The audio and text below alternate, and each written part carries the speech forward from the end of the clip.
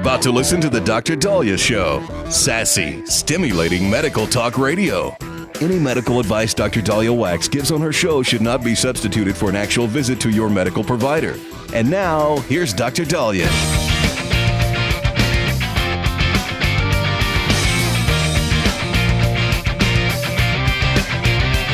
You're back on the Dr. Daliah Show. Thank you all for tuning in. 1-877-Dr. 1-877-DOCDALI. So we woke up today learning that we lost the Pope. Pope Francis died at the age of 88. And it was after he had battled multiple health issues. I think he was released from the hospital about a month ago from double pneumonia. He was able to greet at the Vatican, greet the masses during Easter service and interact with the crowd. He actually drove through the crowd without oxygen, without, appearing to need, medical assistance. He was able to greet the crowd, pray with them. And then sadly, from what we are told, reportedly, he had his alarm set for 6 a.m. Easter Monday, wakes up, falls ill at 7 a.m. and then passes away 26 minutes later at 7:26 a.m. We are being told that the cause of death, they believe, was a hemorrhagic stroke, where he bled. He had suffered a brain bleed. It is the less common type of stroke. More commonly, we see blood clots. In fact, post pneumonia, we more commonly see ischemic or strokes caused from an inflammatory state that could be more thrombogenic, causing clots. But he actually died from a hemorrhagic stroke. We don't have a lot of details, but he passed at the age of 88. And, many people have been talking to me this morning going, but he was doing better. He was doing good. We just saw him on Easter. And there's a phenomenon that seems to happen for many prior to death. And this always shocks family members, where sometimes people are struggling, patients are struggling. And then right before they pass, they seem to do better. They seem to have energy. They seem to be smiling. They seem to be interactive. One, shall we say, phenomenon they describe as terminal lucidity. This isn't something that I would really say the Pope necessarily had, because he suffered from pneumonia, and then it looks like he suffered from an unrelated, although it could have been related, medical issue. But terminal lucidity is something we've used that term for describing how you will have some individuals where they'll have like a burst of energy or a burst of brain activity, and appear more cognitive, appear more interactive with family members, and it gives family members hope. And then they pass, and people are like, "What happened? What happened?" And we might not know exactly why some people appear to get better before they pass, whether it's terminal lucidity or what happened to the Pope, but it could be that the body is getting ready for the next chapter. And I look at death as a path. I don't look at it as lights out. I know people think death is, like when you go in for surgery and then, it's they give you the propofol and then you're out and then somebody has to wake you up later. I don't believe that's what death is. I believe our souls are so complex that they persist. And with all these accounts of people saying, they saw Jesus, or they saw the light, or their body or their soul levitated, and they saw their body and they saw what was going on in the ER. And then they get resuscitated and they come back. I believe that. I really do. And so I do believe that we have another path, there's then the afterlife. And I'm also of the belief that this is the precursor, that, even though we're alive here and this is life, what we do after our time on earth is, this is a job interview. The meaning of life is God's, watching us see what we do and then deciding whether to keep us here to do more work, or he's got a job for us up in heaven. And then, and so I whether it's a dimension, however, anybody else looks at it. For me, I just believe there's another path, there's another chapter.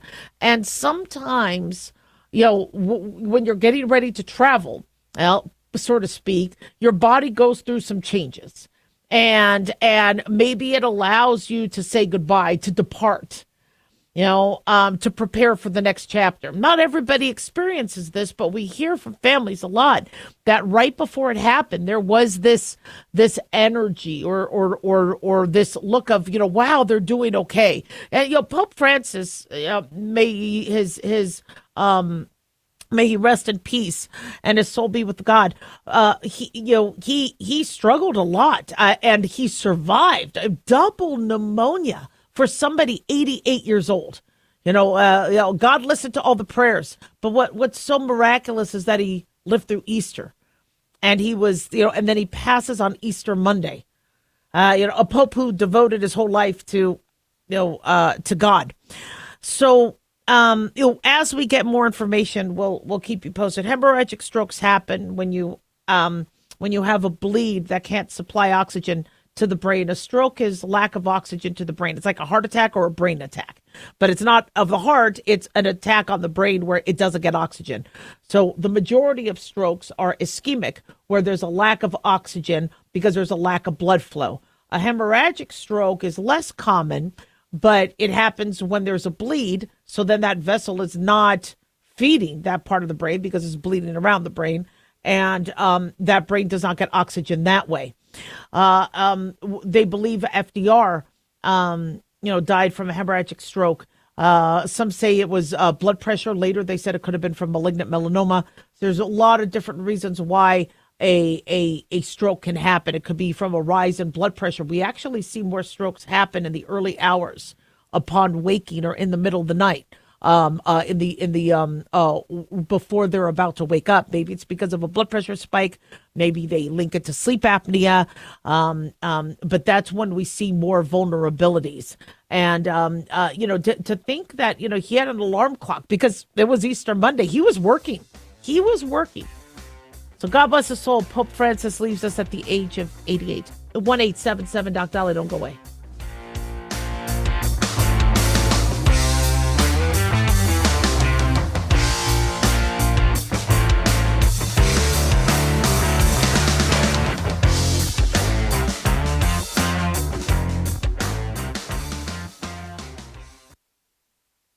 Hi guys, Dr. Daliah here.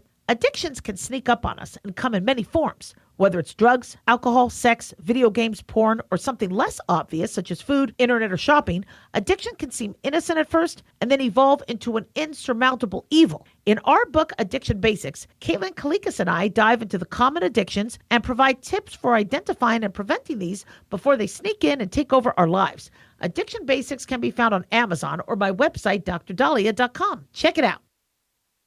Carl Amari here to tell you about our newest website for old-time radio lovers. It's 100radioshows.com. At this site, there are 5 old-time radio shows waiting for you to download free as our gift to you, and be sure to browse the additional 700 old-time radio shows available to you for 70% off by using the promo code RADIO at checkout. This is a limited-time offer, so log on to 100radioshows.com. That's 100radioshows.com.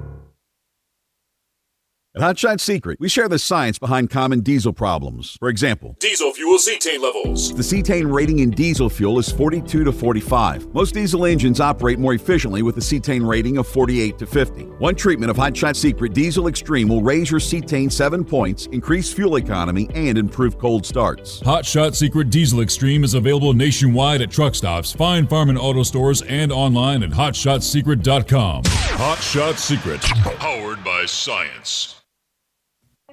In a study, it was found that 33% of 44 herbal supplements had no trace of the advertised herb. Don't let that happen to you. Hi, this is Dr. Mitch. If you want to ensure quality, please go to totalwellness.com. Supplements made for physicians only now available to you too. totalwellness.com, helping you to look good, feel good, and enjoy total wellness.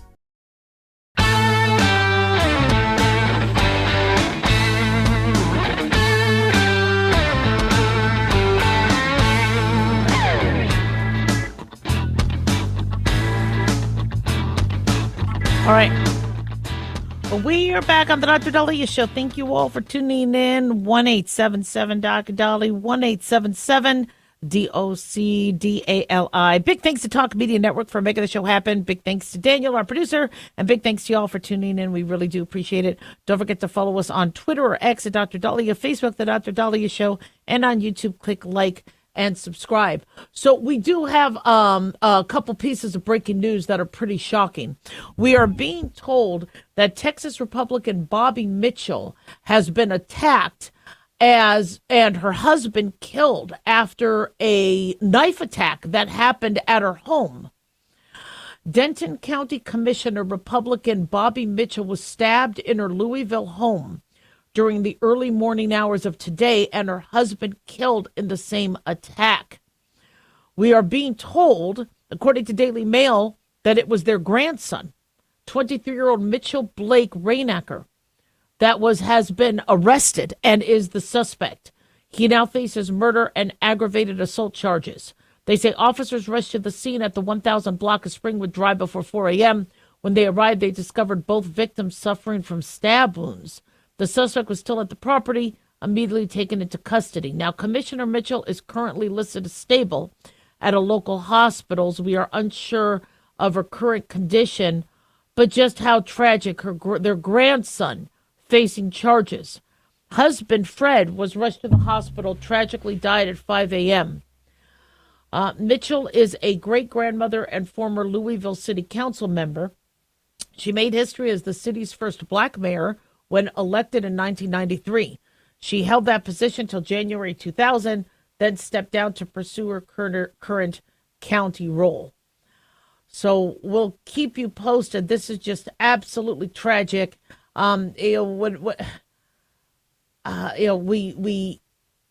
are always just shocked by how a family member could decide to go and murder. I mean, we're shocked by any sort of murderous attempt, but when it's a family member, when it's a grandchild, when sadly, some of the most horrible, heinous crimes are done domestically. And until we have more information, all we could do is, pray.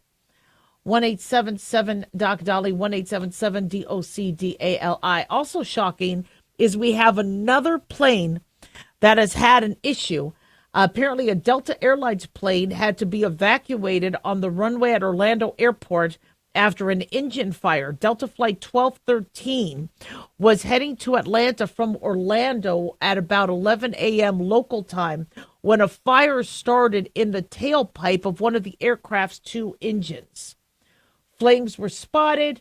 Crew had to deploy emergency slides for passengers to escape. Passengers used the slides, escaped the aircraft right away. Just so frightening. There were 200 passengers along with 10 flight attendants and 2 pilots on board. It looks like everybody got off unscathed. All the passengers were returned to the terminal. They were given food and drinks until they waited for a new flight. And Orlando Airport said they were working on this as an active situation. We'll get more details soon. But it almost seems like every other day there's an issue with the plane.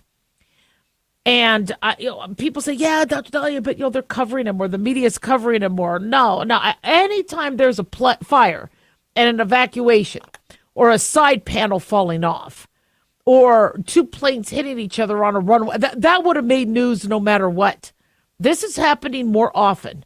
Something, and we need to know about. We need the FAA to be transparent and figure out why we are having so many issues. Was it that these airplanes or these airlines, I guess, start up, there's a new, shall we say, protocol or a maintenance change or a new part that was introduced to repair some of these older aircraft? What the hell is going on?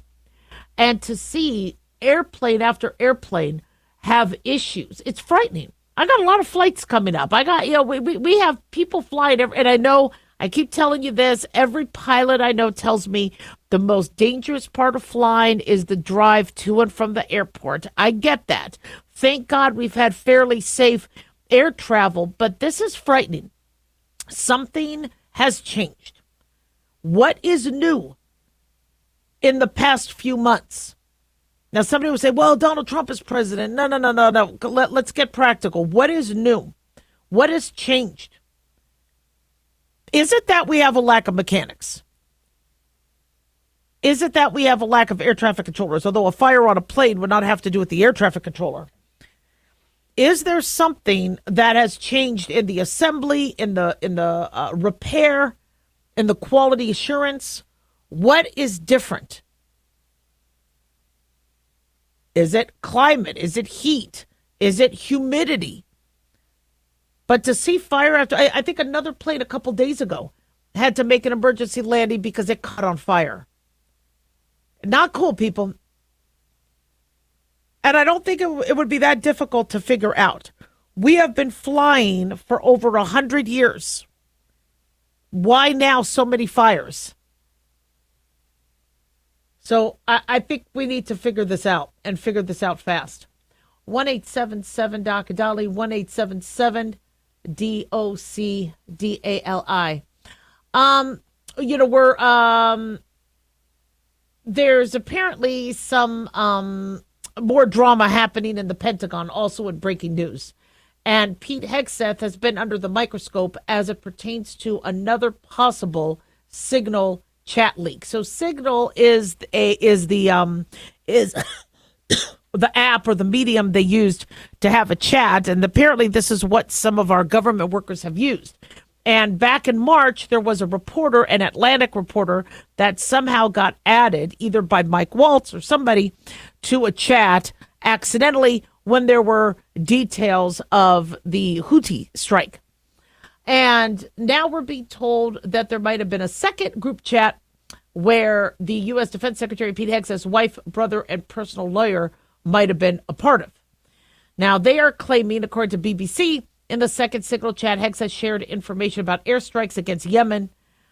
And, he had said that he is, still doing his job in line and in step with what President Trump wants, etc. But what the heck is going on here? And, are we having, fake news? Is this that, somebody is just not paying attention to their texting and their group chats? I really don't like the idea of group chats. I'm on multiple group chats, and I can't stand it. Now, I think it was really nice that everybody was wishing each other a happy Easter, but we have multiple group chats for the same, because sometimes we leave one person off because it's their birthday or we're trying to do a surprise. And it's overwhelming because you don't know which group chat has who. And I'm sure there's an easier way to look on your phone, but I start to just avoid it. I have family group chats, and we have probably 17 different group chats, depending on which family member is added or off. And I think there is a lot of room for error. And you don't know who's on there. Nobody checks because all you see are those little bubbles.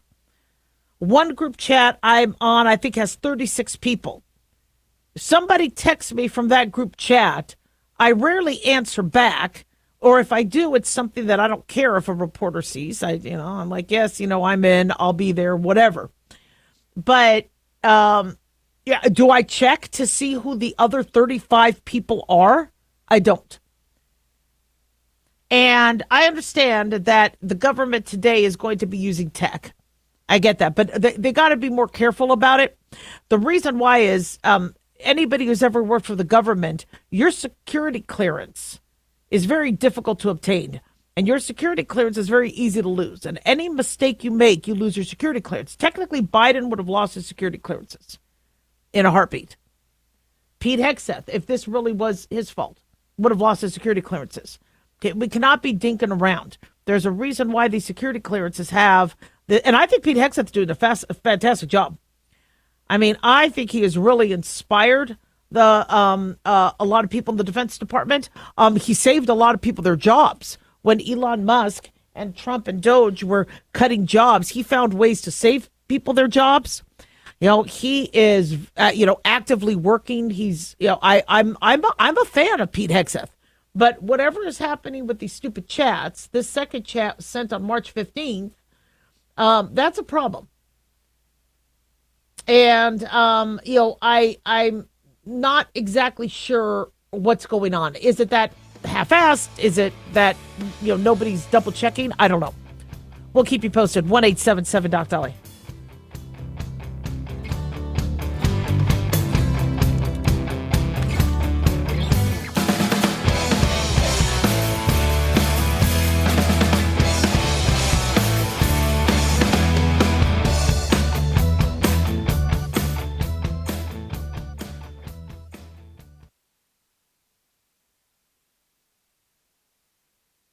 Sweet strawberry icing.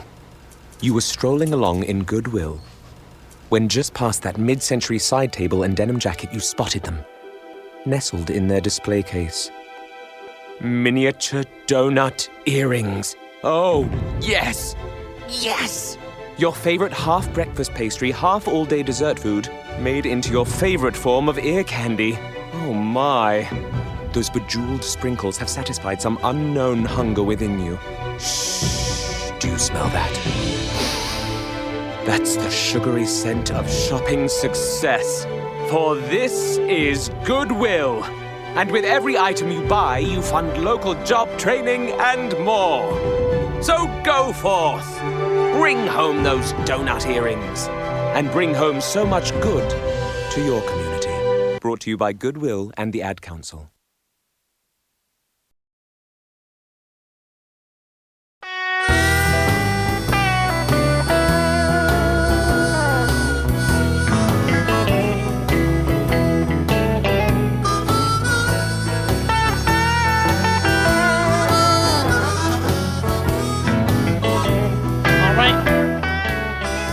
We are back on the Dr. Daliah Show. Thank you all for tuning in. 1-877-DOC-DOLLY, 1-877-DOC-DALI.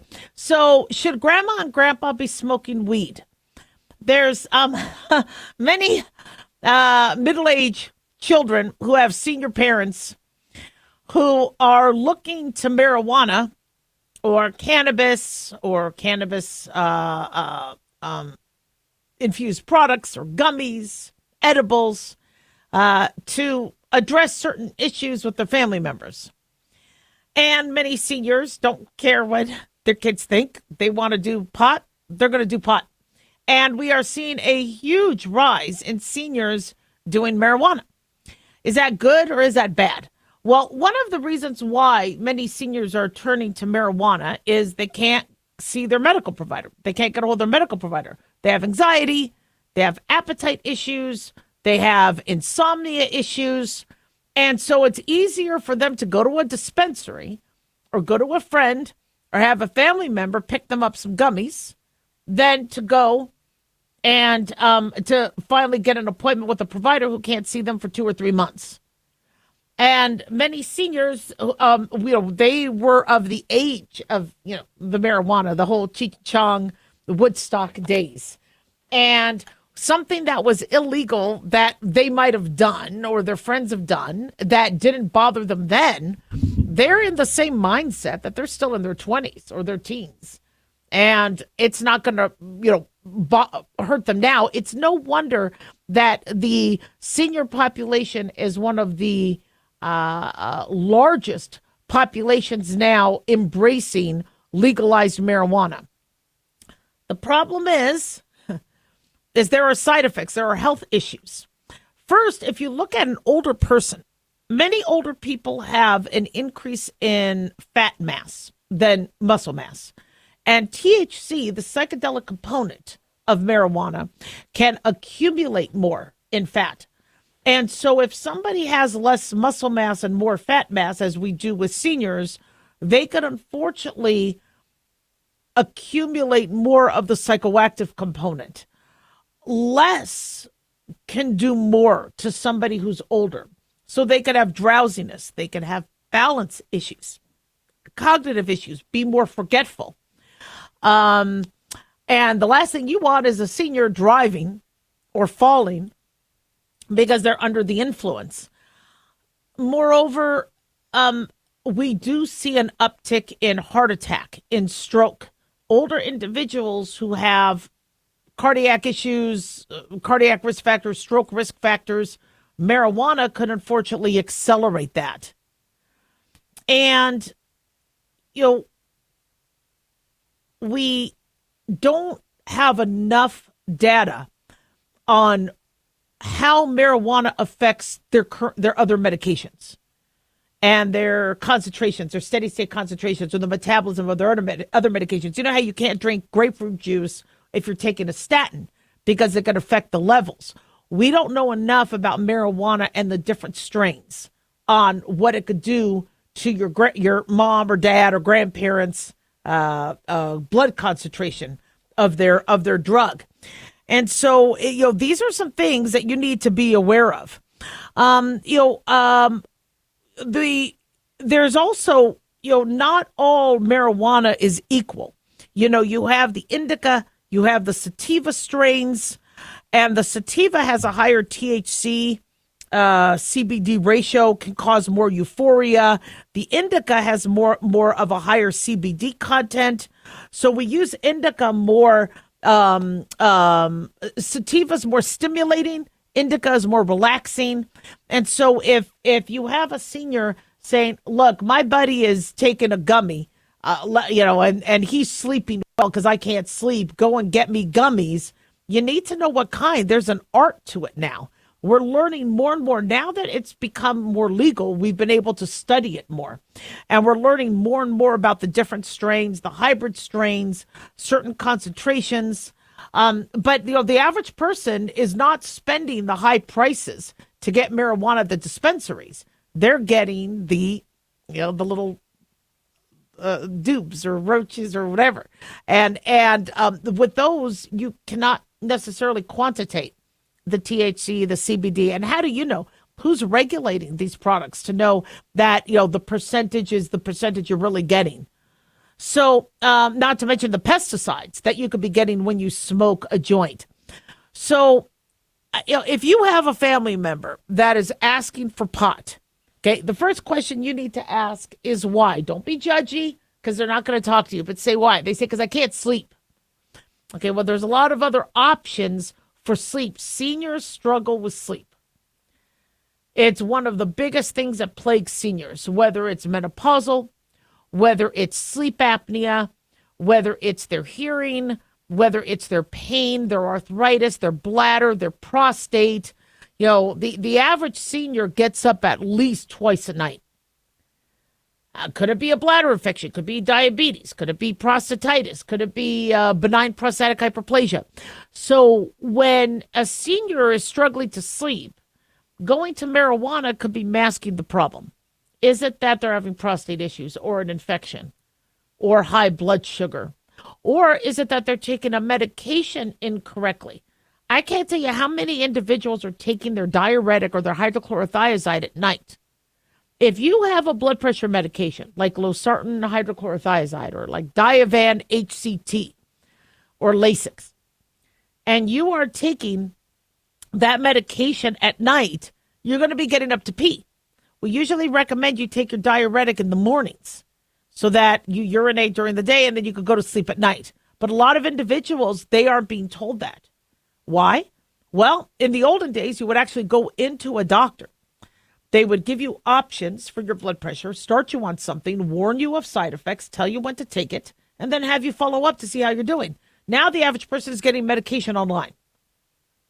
So they get a medication, maybe they're told to keep their potassium up, and they might not be getting. I can't tell you how many people I am seeing who are thinking they're having a bladder infection, and it turns out they're taking their water pill at night.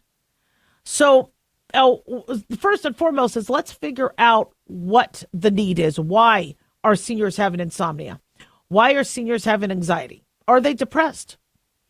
I just talked to a senior today who lost a friend. That's got to be heartbreaking. And when you have somebody in the family that might be struggling with anxiety or depression or whatever, they might not necessarily convey that, but they might ask for other things. And so, if I get sad and blue, I hit the chocolate cake. So you have no idea if I'm depressed, unless if I'm eating more. But you know what? I eat chocolate cake even if I'm happy. Never mind. I just love chocolate cake. Oh my gosh, Passover. By the way, I thought Passover went on till today. And thank God my son said, no, Mom, we could have bread. This was last night. I go, really? So, man, did I hit the grocery store hard. Yeah, that was a tough one. So, if you are a senior and you are like, I want to start incorporating some marijuana, it'll keep me away from the scotch. I will be able to sleep better. I might not necessarily need my anti-anxiety medication. It will make my spouse more tolerable. For the love of the Lord, please talk to your medical provider first. Okay? Because if you are cardiac vulnerable or stroke vulnerable or psychosis vulnerable, these medications could do a number. Most likely, your medical provider is going to suggest no THC and cannabis products that only has the cannabinol and not the THC part of it, or maybe hemp oil or something like that. But they're going to probably offer you some, because there's therapeutic properties to marijuana without the THC. But talk to your medical provider first. 1-877-DOC-DALI. Don't go away.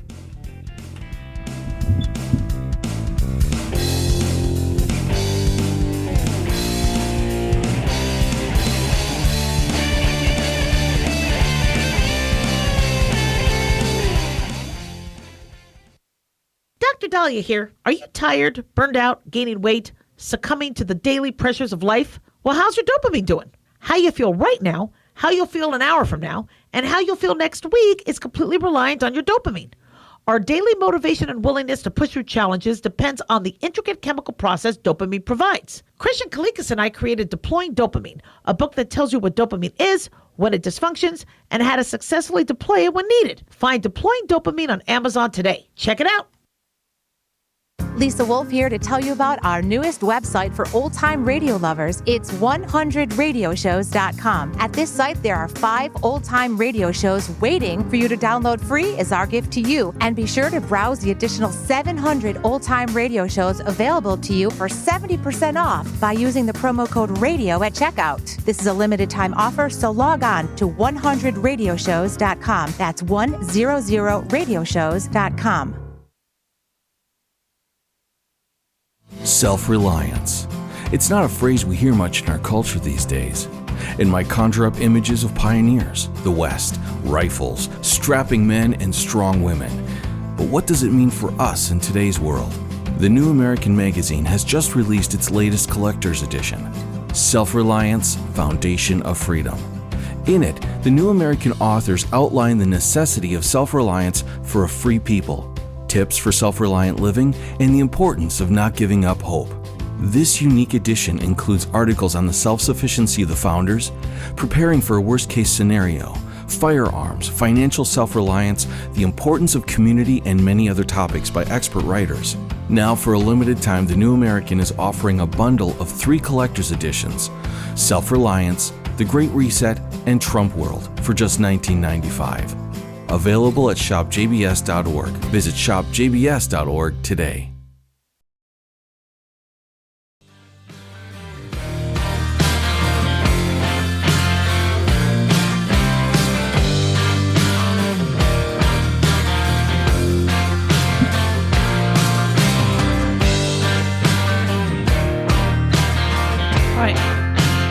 We are back on the Dr. Daliah Show. Thank you all for tuning in. 1-877-DOC-DALI, 1-877-DOC-DALI. So Meta is going to use AI to place teens into stricter account settings. And I'm not saying just rely on these social media companies to do what parents should be doing, but Meta is now expanding their age verification tools by using AI to detect teenage users and then automatically placing them into more restrictive teen account settings, even if the user entered an adult birthday. So the company said that they are going to proactively identify accounts it suspects belongs to teens and move them into these stricter settings. It acknowledged the system may make mistakes and users will have the ability to adjust their settings back if needed. But they said we've been using artificial intelligence to determine age for some time, but leveraging it in this way is a big change. So Meta and other social media platforms have been pressured to do a lot better to protect kids from predators, from ads, from anxiety, depression, mental illness that they could get online. And that's a tough task. I'm glad I'm not a social media giant. I'm very glad. I don't know how they would do that. But we do have many individuals lie about their age, so they can. I lie about my age, to look younger. But kids have learned how to lie to access things, and so it is on the social media platforms to ensure that adult content or content not appropriate for kids doesn't get there. However, once they announce, but you could quickly change it if we're wrong, and then it's like, well, how much is that, is that doing? But Instagram launched teen accounts. They have built-in protections that limit who can contact teens, what content they could see, and how long they could spend on the platform.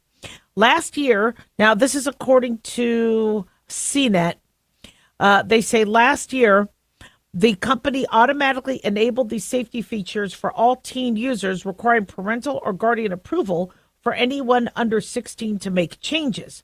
The company said that 97% of users under 16 keep these protections in place. It also recently extended the teen account experience to Facebook and Messenger. Meta said it will begin sending notifications to Instagram parents with information about why it's important to talk with their teens about providing accurate age information online. This is, I don't know how much this is going to do. It helps. Every little bit helps. But when you're a teen or a kid, you don't want to be around the kid stuff. You want to see what the adults get to see, or the cool kids get to see. And so most kids, the younger kids don't do Facebook. Now, Meta owns Facebook and Instagram. So the younger kids are on Instagram, they're on TikTok, they're on Snapchat, and there's probably now a few more. But Facebook is now more for the Gen X, baby boomers, millennials. My thing is I'm very comfortable with the whole Facebook format, so I'm not really good switching. I use X, but the problem with X and Twitter is it's like a busy college post board where there's just so much stuff. I don't have the time to read it. I log on to my Twitter and I have hundreds of notifications. I don't have time to read the notifications, and it's just too much. And so with Facebook, you can kind of narrow it down to what your friends do, etc. But social media, which we thought was, whether it was MySpace or something else, we thought that it would be very dynamic, a fad here, keep changing. And some things have stuck. And once the parents and the grandparents, like my mom loves Facebook. It's a way for her to interact with others and know what's going on in everybody's lives. Before, you had to wait for a family member to call you and send you pictures. In fact, I made a family member upset because one of my family members calls me saying, why don't you send me pictures of the kids? Why don't you call? I go, it's on Facebook. Just go on Facebook. I'm not on Facebook, and Facebook allows you to not have to talk to your family members and interact with them, but at the same time, connect them to your life and connect them to what's going on with your other family members. So it's to me, that's a huge plus. I love my family. I just don't, have the bandwidth or the battery life to have to deal with them sometimes. But our kids and our teenagers are now in a whole new arena that allows them to get stalked, to get drugs, to be killed by getting something online through social media that ends up being laced with fentanyl. And it's frightening. Parents are frightened. Parents were telling me that, they had this was years ago when the kids were really, really big on their Xbox and their Minecraft and I don't know, whatever they were watching or playing. And the parents like, you know what? But at least I know they're safe. At least they're not doing drugs. They're home playing video games. I know where they are. They're communicating with the other kids. But predators and drug dealers and cartel, they go where the market is.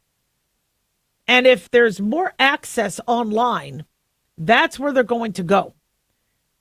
If we aren't seeing the tailgates or the let's hang out at the mall on Friday night, if we're not seeing those sort of groups after COVID, these criminals had to find a way to get their consumers and to push and sell their product or to do their crimes. And they learned how to infiltrate social media. And so it is on these social media platforms, if they are going to have a landscape or an arena where criminals can come on, whether they're pedophiles, rapists, drug dealers, it is on them to protect anybody who enters that arena. And that's a tall order. That's difficult. And when it says, well, the parents need to have conversations with their kids, they do. They do. But for anybody that's ever had a teenager, hey, how does that conversation go? Mom, I'm fine. Mom, leave me alone. Dad, come on. Oh, please. It's fine. Stop worrying. Leave me alone. I mean, that's it. It doesn't go well. And when you say, look, somebody is going to be a new friend of yours, they're going to have a picture that might not be theirs. That might, a smart child will listen to the parent. A smart child will actually be read up on the pitfalls. But some of these kids aren't very smart. And so, using AI to figure out if your kid is a teen also is a little creepy, by the way. I'm not accusing Meta of anything, but the fact that there is that sort of technology that can figure out if your child is a teen means the criminals could also get a hold of that technology. I can't stand the fact that my computer is learning me. In fact, I was just talking about chocolate cake. I'm already seeing ads and seeing pictures of chocolate on my screen. That's some scary stuff. And I'm not even talking to my computer. I'm talking to you. I'm talking to Daniel, my producer. We're broadcasting a show. Yeah, my computer is listening. I can't stand that. That really freaks me out. And now these social media platforms are saying to protect your kid, we're learning your kid. We're going to identify that it's a kid. Well, then who else is doing that? So I think what's going to later be the answer is us figuring out how to shed and get away from this tech. The 1-877-DOC-DALIAH. Don't go away.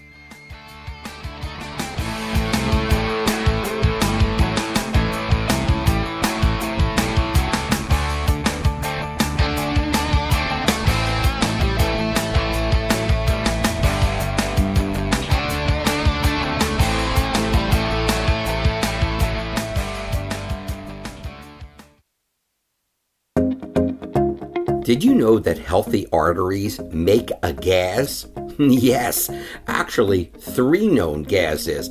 Hi, I'm Dr. Mitch, and nitric oxide is a gas that's readily made all day long to keep our arteries open by relaxing the blood vessel walls. By doing this, our circulation is increased, bringing blood, oxygen, and nutrients to every part of your body. Both age and poor diet can lead to a loss of this precious gas, and in turn, blood pressure can go up, energy can go down, and you can get tingling in your hands and feet. Well, our product, Ultimate Nitric Oxide, can easily help fix this lack of nitric oxide. Go to TotalWellness.com. That's TotalWellness.com, where we are helping you to look good, feel good, and enjoy total wellness.